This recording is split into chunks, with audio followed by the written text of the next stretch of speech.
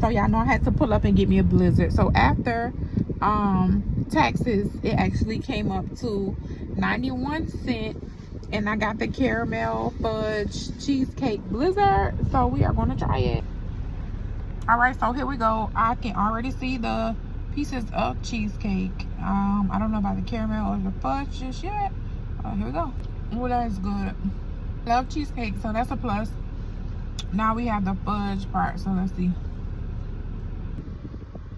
Bites or pieces of chocolate. Overall, it's good. Day one. This promotion lasts until the 24th. So from September 11th to September 24th, you can get you a small all-themed Blizzard for 91 cents every day. So you can only use it once a day, but it's good.